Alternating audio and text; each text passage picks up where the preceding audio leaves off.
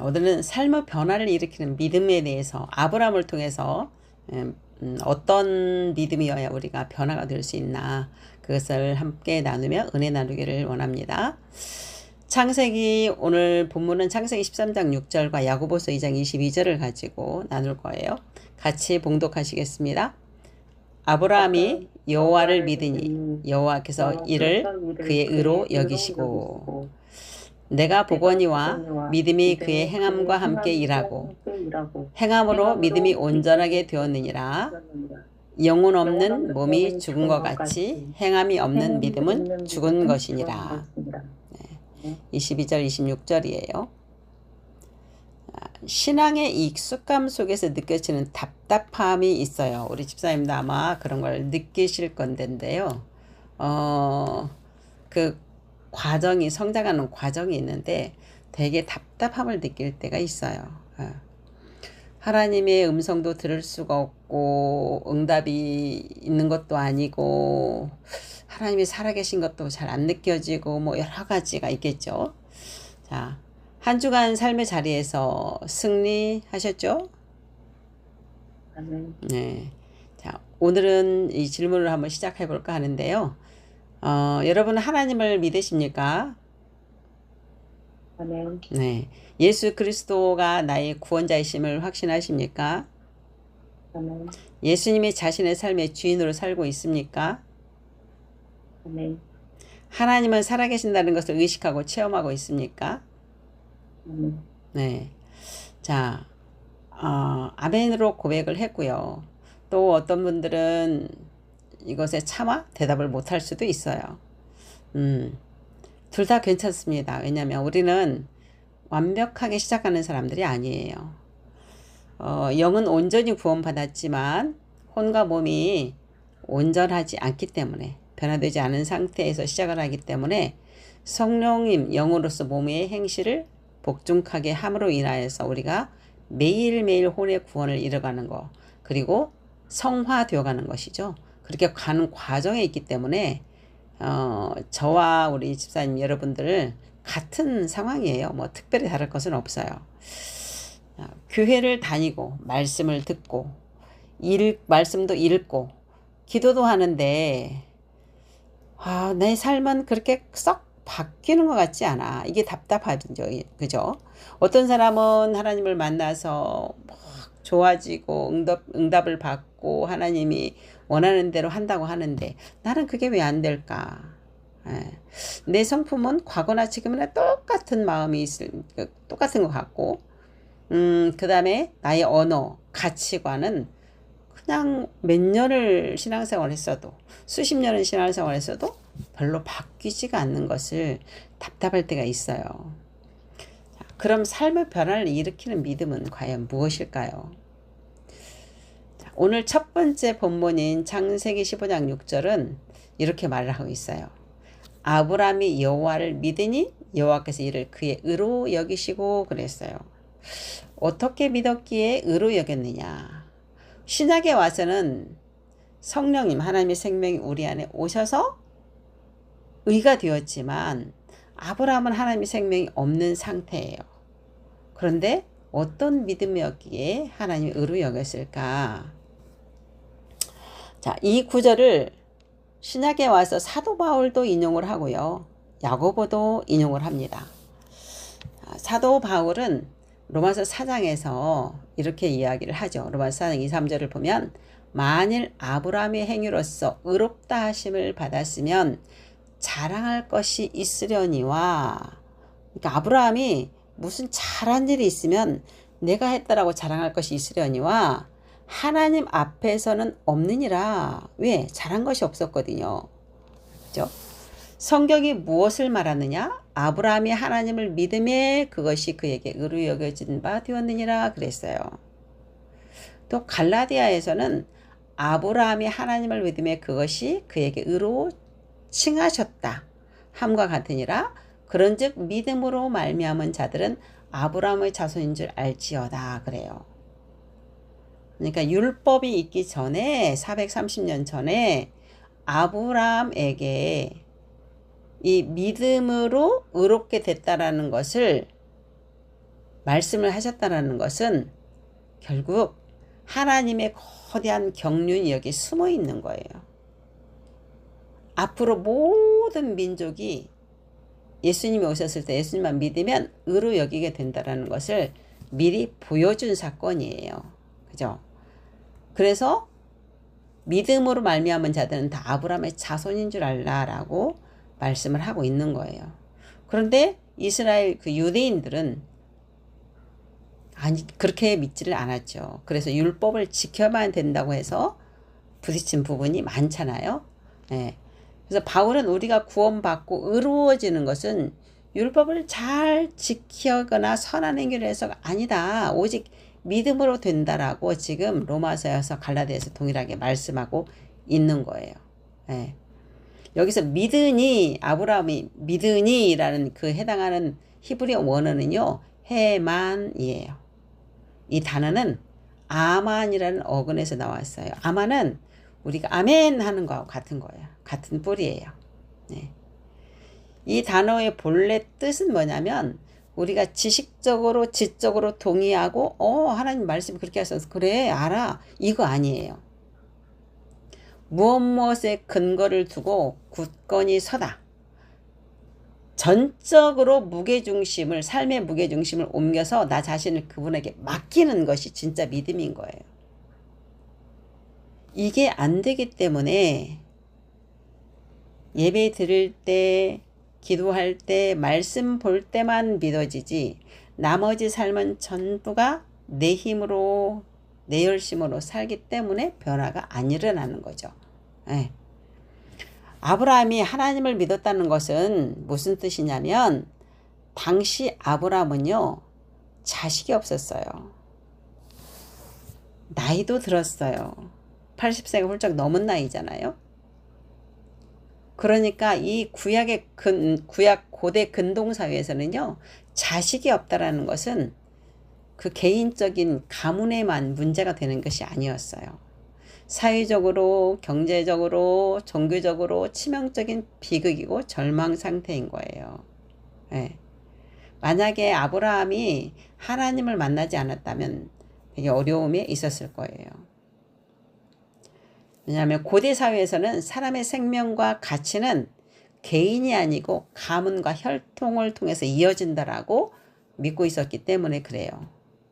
그런데 일단은 자식이 없다는 것은 가문과 혈통이 다 막힌 거예요. 단절된 거예요. 이때의 사람들은 자식을 많이 낳은 시족사회이기 때문에 많이 낳는 것을 가장 큰 축복으로 생각하고 자식이 없는 것은 신의 저주를 받았다라고 여겼어요. 그러니까 사람들은 수군거릴 수가 있었겠죠. 그죠? 하나님을 섬기는 아브라함 입장에서는 자식이 없다는 것은 하나님께 버림받았거나 유면당했다 이렇게 생각했을 수도 있어요. 그래서 창세기 15장 3절을 보면은요. 자, 15장을 보면 15장이 14장에서 어떤 일이 있었냐면 아브라함이 소돔 왕들에게 롯이 잡혀가서 그리고 아브라함이 그 소식을 듣고 가서 다 찾아오잖아요. 그리고 나서 이제 15장이 이어지는데 15장에서 뭐라고 하냐면 하나님이 환상 중에 아브라함에게 임하셔서 아브라함아 두려워하지 말라 나는 내 방패요 너희 지극히 큰 상급이다라고 얘기를 하는 거예요. 그 300 몇 명을 데리고 가서 그 5 왕이 했던 것을 다 물리치고 다 뺏어왔으니까 그들의 보복이 있을 것을 두려움이 있었던 거죠. 아브라함한테는. 그걸 알고 하나님이 오셨어요. 근데 아브라함은 여기서 무슨 말을 하냐면 2절에 보면 아브라함이 이르되 주 여호와여 무엇을 내게 주시려 하시나이까 나는 자식이 없사오냐고 자식이 없다라고 분명히 얘기를 해요. 나의 상속자는 이 다메섹 사람 엘리에셀이니다. 자기가 종으로 부리는 엘리에셀이 내 상속자입니다. 내 대를 이을 자입니다. 라고 얘기하면서 그 다음에 3절에 아브라함이 또 이르되 주께서 내게 씨를 주시지 아니하셨으니 하나님이 나한테 씨 안 줬잖아요. 이렇게 얘기하는 거예요. 내 집에서 길린 자가 내 상속자가 될 것이니다. 이렇게 말을 하는 거죠. 네. 아브라함에게 이런 마음이 있었던 거죠. 그런 아브라함에게 하나님께서 딱 밖으로 데리고 나가세요. 이끌고 나가서 뭐라고 하시냐면 밤하늘의 무뼈를 봐라. 여기 내가 이르시되 하늘은 하늘을 우러러 무뼈를 셀 수 있느냐 보라. 또 그에게 이르시되 내 자손이 이와 같으리라 이렇게 얘기를 해요. 그렇게 별이 많은데 네 자손을 이렇게 많이 줄 것이라고 말씀을 약속을 하시는 거죠. 그런데 여기에서 아브라함이 자신의 눈에 보이는 현실을 보지 않은 거예요. 그 무게중심을 그냥 하나님께 둔 거예요. 아, 그렇게 주신다고 했어. 그럼 있겠다라고 믿은 거죠. 그래서 하나님의 성품과 약속에 자기 삶의 무게중심을 딱 옮겨 놓은 거죠. 그래서 이 믿음이 결국은 17장에 가서 그 100세에 얻은, 아니 17장에 가서 모든 민족의 아브람이었었잖아요. 여기서는 아브람은 존경받는 아버지라는 뜻이었어요. 그런데 17장에 가서 네 이름을 바꿔주잖아요. 아브람 이름을 아브라함, 모든 민족의 아버지라는 뜻으로 믿음의 조상을 만들어 주시는 거잖아요. 물론 아브람이 이 믿음이 그대로 갔냐 그러지는 않아요. 나중에 또 자식이 빨리 안 생기니까 하와란다. 그 여종의 이제 첩을 두어서 또 이스마엘을 낳잖아요. 그리고 13년 만에 하나님 나타나시잖아요. 이렇게 아브라함을 보면 정말 믿음이 없는 상태에서 이런 믿음을 갖게 되고 또 넘어지고 하는 걸 볼 수 있는데 결국 우리의 모습이기도 해요. 그죠? 그렇지만 이제 결국 아브라함은 하나님이 우리 인류의 조상, 믿음의 조상으로 세워주신, 나중에 이삭을 바칠 만큼 그런 믿음으로 생기게 된 거죠. 우리에게 희망이 있는 거예요. 그렇죠? 결국은 우리도 그렇게 믿음을 갖게 될 것이라는 거죠. 자, 바울이 말하는 믿음으로 얻는 은은 우리 구원의 뿌리예요. 신약을 미리 말씀해 주신 거죠. 자, 우리 삶이 바뀌려면 그리스도 안에 있는 믿음이 있어야죠. 지금은 이때는 하나님이 일방적으로 해주셨겠지만 지금은 하나님의 생명이 우리 안에 와 있는 그 예수님, 우리 안에 계시는 예수님의 믿음이 진짜 믿음인 거죠. 내 믿음이 아니에요. 우리의 정체성을 정확히 알아야 돼요. 우리는 그리스도 안에서 새로운 피조물이 재창조가 된 거예요. 완전히 새로운 존재가 된 거예요. 내가 항상 그리스도 안에 있다라는 거, 내 안에 하나님의 생명이 있다라는 것을 잊으시면 안 돼요. 그 위치를 정확히 알고 의식하고 살아야 됩니다. 그리고 내 안에 계신 그 성령님과 굉장히 하고자 하는 갈급함, 하나님을 정말 알고자 하는 갈급함이 있어야 돼요. 이게 첫 번째인 것 같아요. 이 정체성을 알고 내가 정말 하나님을 알아야 되겠다. 내 삶이 아니고 내 안에 예수님이 사는 삶이라고 분명히 말을 했잖아요. 갈라디아서 2장 20절 말씀에서. 그죠? 그게 우리의 정체성의 핵심인 거예요. 내가 없어야 돼요. 나를 포기해야 돼요. 그래서 내 삶, 내 전 존재를 주님께 다 드립니다라는 고백이 나와야 되는 거예요. 주님 한 분만이면 족합니다. 성령님만 원합니다. 예수님만 원합니다. 이런 갈급함이 있을 때 나를 간절히 찾는 자에게 내가 만나줄 것이며 라고 말씀을 하셨어요. 그런 자에게 성령님이 만지셔서 그 한순간에 내 삶을 바꾸는 역사가 있어요. 이 갈급함이 첫째가 오면 하나님의 뜻을 알고 싶어서 말씀을 볼 수밖에 없어요. 말씀에 다 하나님의 뜻이 다 녹아져 있기 때문에 매일 말씀을 먹어야죠.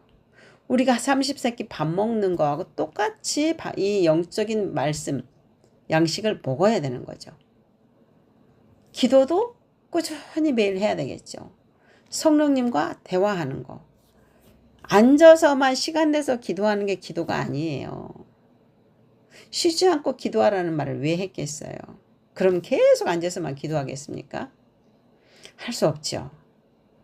늘 성령님과 대화, 일상의 삶을 다 대화하고 말하고 상의하고 이것이 바로 기도예요. 쉬지 않고 기도하는 거예요. 그분이 뭐라고 말씀하시는지 내가 귀 기울여서 듣는 것도 기도예요. 성령님, 내가 지금 어떤 기도를 할까요? 성령님, 제가 뭘 하기를 원하십니까? 말씀을 읽다가 성령님 이 말씀으로 저에게 어떻게 하기를 원하세요? 이 말씀을 주셨는데 어떻게 하기를 원하세요? 이런 질문들을 하고 그분이 뭐라고 하는지 조용히 앉아서 듣는 시간도 갖고, 이게 전부 기도예요. 성령님과 대화하는 것이. 그리고 현상을 말하지 않고 말씀대로 말하고 말씀대로 생각하고 말씀대로 행하는 거. 매일 매 순간 그리스도 의식으로 살아내는 거. 내 일을 어떻게 하면 잘할까가 아니라 이 일을 통해서 내가 어떻게 하면 하나님을 나타낼까? 어떻게 하면 하나님의 사랑으로 섬길까?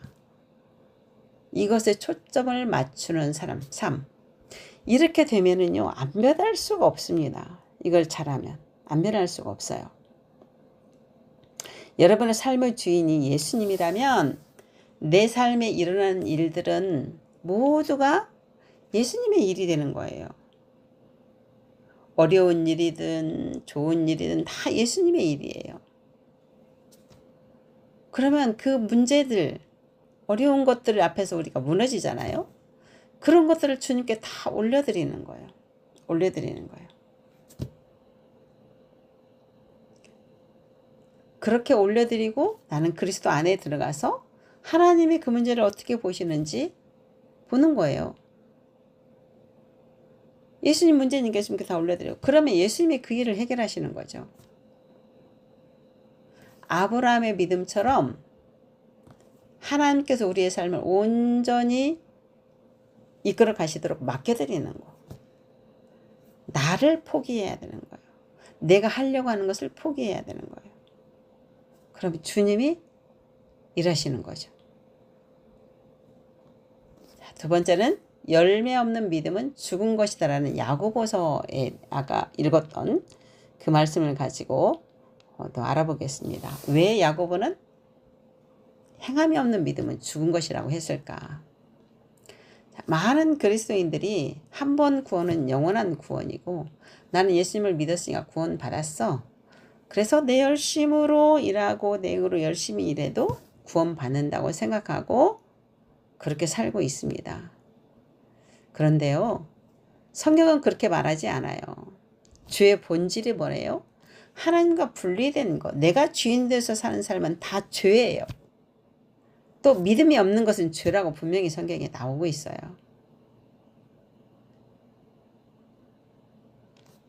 하나님과 분리된 것. 내가 주인 되는 삶. 내가 주체가 돼서 하는 삶은 하나님이 절대 받지 않으세요. 그것을 야고보는 알고 있는 거죠. 야고보서 2장 21절에서 24절 그리고 26절은 우리 조상 아브라함이 그 아들 이삭을 제단에 바칠 때에 행함으로 의롭다 하심을 받은 것이 아니냐 그랬어요. 아브라함이 100세에 이삭을 얻었어요. 우리 결혼해서 몇 년 만에 아이를 얻어도 얼마나 귀하게 여깁니까? 그런데 하물며 100세의 아들을 얻은 아들을 하나님이 밤에 꿈에 오셔서 모리아산에 가서 제물로 바치라고 해요. 하겠어요? 아니, 하나님 어떻게 그럴 수 있어요? 나 같으면 그랬을 것 같아요. 그런데 아브라함은 사라에게도 이야기하지 않고 이삭을 데리고 가잖아요. 자, 내가 보거니와 믿음이 그의 행함과 함께 일하고 행함으로 믿음이 온전하게 되었느니라. 네, 믿음이 있다면 당연히 행함은 따라가는 거죠. 저절로 되어지는 거예요. 근데 입으로만 믿는다고 하고 말씀대로 행하지 않는다는 것은 믿음이 없는 것과 같은 거죠. 자, 이에 성경에 이른 바 아브라함이 하나님을 믿으니 이것을 의로 여기셨다는 말씀이 이루어졌고 그는 하나님의 벗이라 칭함을 받았나니 이로 보건대 사람의 행함으로 의롭다 하심을 받고 믿음으로만은 아니니라 그랬어요. 그리고 기생 라합의 이야기가 그 다음 절에 나오고 26절에 보면 영혼 없는 몸이 죽은 것 같이 행함이 없는 믿음은 죽은 것이니라. 영혼이 없다면 죽는 거죠. 죽인 거죠. 몸만 있으니까. 그죠? 그런 것처럼 입으로만 믿음이 있다라고 말하는 것은 죽은 것이다 라고 야고보가 말하고 있는 거죠. 야고보 역시 바울과 똑같이 아브라함의 예를 들었죠. 그러나 야고보는 15장의 믿음이 아니라 이삭을 직접 제물로 드린 행함의 믿음을 이야기를 하고 있어요. 그렇다면 바울과 야고보가 서로 다른 말을 하고 있는 것일까요? 그렇지 않아요. 바울은 어떻게 구원의 뿌리를 내리는가? 봐라, 너희들 율법을 가지고 지금 뭐라고 하지? 그 율법은 내가 주체가 돼서 하는 건데 그게 아니야. 이미 율법이 생기긴 430년 전에 아브라함에 그걸 보여주신 거야. 지금 우리가 그런 상황이야 라고 말하는 거예요. 근데 야고보는 구원받은 참된 믿음은 행동으로 이어지는 열매가 있는 거라는 것을 가르쳐주고, 지식적으로 관념적으로 하는 것은 그 믿음이 아니야 라고 말하고 있는 거예요. 야고보가 지적하는 것은 지식적으로만 알고 작동하지 않는 관념적 믿음을 말하는 거죠. 그건 아니다. 예. 우리의 삶이 바뀌지 않는 것 첫 번째 이유는요, 우리가 가진 믿음이 하나님에 대한 믿음뿐이에요. 하나님에 대해서 하나님은 창조주이시고 전능하시고 뭐 이렇게 쭉 알고는 있어. 사랑이시고. 근데 내 심중으로 온전히 내 삶으로 믿어지는 것이 아니었다라는 거죠. 네. 하나님을 제대로 알지 못하고 있기 때문에 이런 일이 생긴 거예요. 대한 것을 아는 것과 진짜로 아는 것은 달라요. 그분과 친밀하게 생명적인 관계를 갖지 못하기 때문에 모르는 거예요. 이 알다라는 히브리어 야다는요, 부부 사이에 아는 것처럼 아는 거예요. 늘 같이 먹고 같이 살고 모든 것을 나누는 관계. 그게 아는 거예요. 하나님과 친밀해서 생명적인 관계를 성령님과 늘 교제하면서 성령님의 음성을 들어서 성령님의 인도하심을 따라가는 그런 아는 것이 진짜 아는 거예요. 그래야 성령님의 인도함을 받는 거죠. 우리가 그렇게 되기까지 위해서 지금 가는 과정에 있는 거죠. 그죠? 아브라함의 창세기 15장 6절에서 하나님을 믿었을 때 그 믿음은 우리가 수액을 받으면 링겔받으면 온몸으로 쫙 퍼지잖아요. 그런 것처럼 심중에 들어가서 확 퍼졌을 거예요. 말씀이. 심중을 사로잡은 거죠. 그리고 훗날 하나님께서 가장 아끼는 독자 이삭을 바치라고 하셨을 때 그 믿음은 순종의 발걸음으로 한치의 의심도 없이 그냥 행동으로 옮겨진 거예요.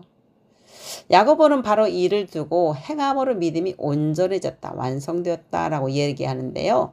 이건 히브리서 기자가 또 어떻게 이 믿음을 이야기했냐 하면 히브리서 11장 17절에 19절을 보면 아브라함은 시험을 받을 때에 믿음으로 이삭을 드렸으니 그는 약속들을 받은 자로되 그 외아들을 드렸느니라.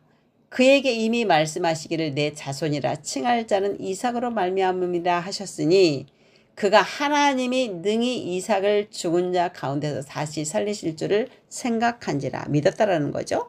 비유컨대 그를 죽은 자 가운데서 도로 받은 것이니라 그랬어요. 내 자손이 이삭으로부터 이 별들처럼 많게 될 거야 라는 것을 아브라함은 믿은 거죠. 그래서 바치라고 제물로 바치라고 했을 때도 하나님이 살리실 것을 확신을 했다라는 거예요. 네. 믿음은 수영을 하는 것과 비교하면 쉽게 이해할 수 있어요. 내가 수영을 배우려고 하면 수영할 때 강사가 이렇게 해라 저렇게 이렇게 해서 해라고 교본을 막 이야기를 해주는데 어떤 사람은 그 교본을 달달달달달 외우고만 있어요. 못 들어가는 거야. 근데 어떤 사람은 딱 들어갔어요. 물속에. 그래서 힘을 쫙 빼는 거예요. 물에 뜨게 돼 있어요. 내 어렸을 때 정말 그 산골에 윷단집이었는데 그 집에서 초등학교까지 걸어오는데 상당한 거리예요. 몇 킬로 돼요. 근데 중간에가 방죽이 하나 있었어요. 방죽이. 방죽 그 깊이가 꽤 있었어요. 우리 뭐 어른들도 들어가면 안 보일 정도니까. 그런데 누가 가르쳐 준 것도 아니잖아요. 우리는 거기 가서 그냥 물속에서 중간에 꼭 물속에 놀아요. 더울 때. 그러면 이렇게 누워서 손만 까딱까딱 힘 빼고 하면은요. 그 방죽을 건너서 왔다 갔다 했어요. 그거하고 똑같은 거예요. 그런데 어떤 사람은 몸에 힘을 칵 주고 하려고 교본대로 하려고 하니까 안 뜨죠. 자꾸 빠지죠. 믿음도 똑같아요. 내 힘을 다 빼고 성령님께 맡겨드려야 돼요. 그럴 때 성령님이 나를 이끌어 가시는 거예요. 네. 세 번째, 삶이 변하는 믿음으로 가는 결단을 이 시간 하시기 원합니다. 사랑하는 하늘의 가족 여러분, 왜 우리 믿음은 믿음이 삶이 바뀌지 않는지 지금까지 말씀드렸습니다. 말씀과 삶이 일치되어야 합니다. 일치돼야 돼요. 말씀은 말씀이고 기도는 기도고 나는 나고 따로따로면 절대 변화가 없어요. 말씀에 지적 동의만 하고 안다고 착각하기 때문에 안 변하는 거죠. 이 안다고 착각하는 것이 얼마나 무서운 건지 몰라요. 그럼 말씀이 귀에 안 들어오거든요. 말씀은 심령으로 받는 거예요. 가슴으로 받는 거예요. 말씀은 영이고 생명이고 예수님이고 진리입니다. 그렇다면 말씀의 은혜를 받았다는 것은 예수님께서 그 말씀으로 지금 나에게 말씀하신 거예요. 그게 음성을 듣는 거예요. 근데 우리는 은혜를 받았어 하고 하나님 나한테 음성을 안 준다고 생각해요. 아니요. 말씀을 읽을 때도 설교를 들을 때도 그 말씀이 나한테 탁 왔어. 양심에. 은혜를 받았어. 아 그렇구나. 아 하나님이 지금 나한테 말씀하셨구나라고 들으셔야 돼요. 그 음성이에요. 그렇다면 그 말씀대로 내가 행동을 해야겠죠. 그죠?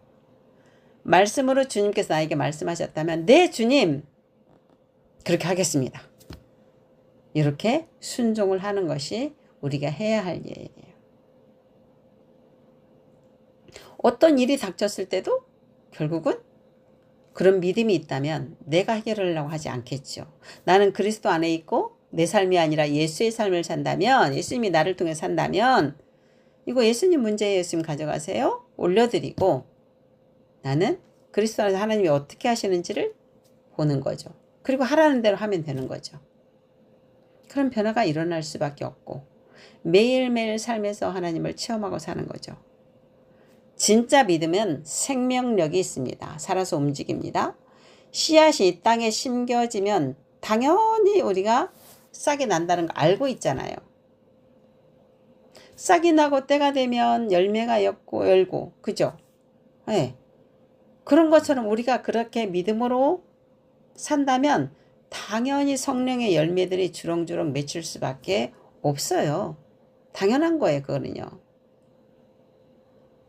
삶을 바꾸는 믿음은 거창한 데서 시작하지 않아요. 작은 거 하나부터 말씀에 순종하고 실천하다 보면은요. 그 믿음이 점점 커지게 되는 거예요. 이번 한 주간 아주 작은 한 가지부터 행동하는 믿음으로 한번 실천해 보시기를 권면해 드립니다. 첫째는 자기를 부인하고 자기 십자가 지는 거 하세요. 생각이 올라오고 할 때 이 생각이 하나님으로부터 오는 건지 나의 잠재의식에서부터 습관적으로 올라오는 것인지를 빨리 분별하셔야 돼요. 그리고 하나님으로부터 온 것이 아니다. 말씀과 틀리고 하나님의 성품과 틀린다. 그러면 바로 이거 내 거 아닌 게 버려버리세요. 그걸 선택하지 마십시오. 그리고 나는 그리스도 안에 있습니다. 말씀을 선택하십시오. 내 정체성을 정확히 인식하고 의식하세요. 내 위치가 어디예요? 그리스도 안에 있어요. 그리스도 안에 있어요. 이것을 항상 의식하셔야 돼요. 그래서 의식으로 살아야 됩니다. 그 다음에 언어의 변화가 있기를 축원합니다. 직장에서 억울한 일을 당하거나 집에서 아이들과 또 배우자에게 화가 치밀어 올라올 때 감정대로 쏟아내지 말고 잠깐 심호흡을 하면서 임재호흡을 하면서 내 삶의 주인이 예수님이시지? 예수님이 이때 어떻게 했을까? 예수님이 화를 냈을까? 이거 한 번만 생각해 보시면 돼요. 예수님의 성품은 그러지 않죠. 그렇다면 나는 죽었습니다. 그리스도 안에 들어갑니다. 선택하지 마세요. 이건 내 거 아닙니다. 네. 재정과 시간의 변화, 내 삶의 주인이 하나님을 고백하고 내가 그렇게 산다면 물질과 시간의 우선순위를 거룩한 곳, 그래서 구별해서 떼어놓는 거죠. 우선순위를 하나님께 먼저 드리는 거죠. 너무 중요해요. 네. 저도 그럴 때 변화가 일어났어요. 네. 그 다음에 관계의 변화. 불편하고 용서하기 힘든 누군가. 나를 참 힘들게 하는 사람 주위에 꼭 있어요. 불편하게 하는 사람이 있어요.